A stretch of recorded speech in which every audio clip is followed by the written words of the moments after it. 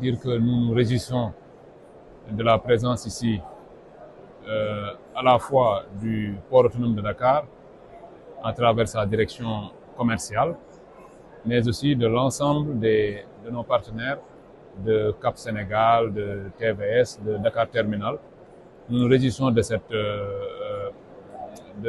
du fait que nous nous retrouvions tous ici. Alors, nous avons marqué notre présence à ce salon qui est très très important dans un contexte que vous connaissez. Le port autonome de Dakar, après une première année de stabilisation, parce que nous sommes arrivés en 2024, nous avons pendant cette année 2024 stabilisé l'ensemble des indicateurs, que ce soit des indicateurs en termes de trafic ou alors des indicateurs comptables, les soldes intermédiaires de gestion. La première année a été une année de stabilisation et de progression.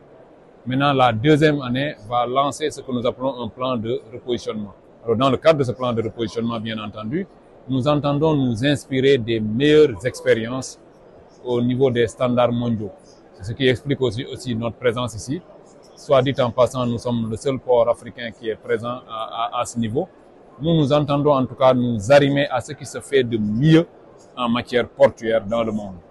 Et ce salon, qui est consacré au transport et à la logistique, c'est ce qu'il y a au cœur de l'activité portuaire.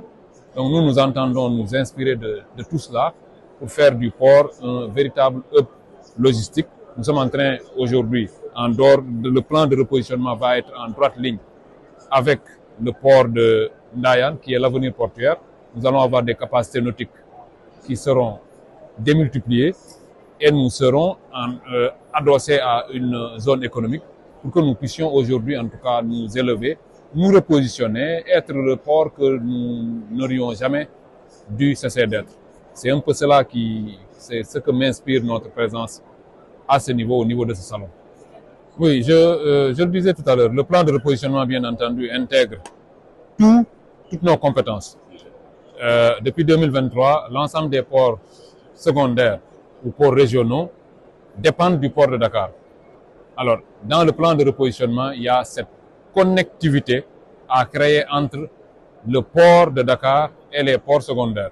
Les ports secondaires étant, pour l'essentiel, adossés à des zones économiques qui entrent dans le cadre de l'agenda 2050 qui divise le Sénégal en 8 pôles économiques.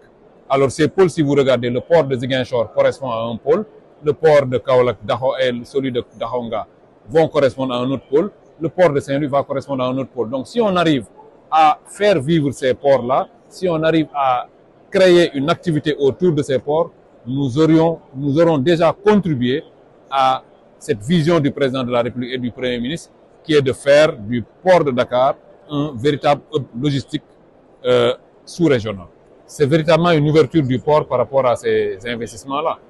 Nous sommes à la fois sur Ndayane. Sur Ndayane, nous n'avons que le terminal à conteneurs. Sur Ziguinchor, Kaolack et Saint-Louis, tout est à faire.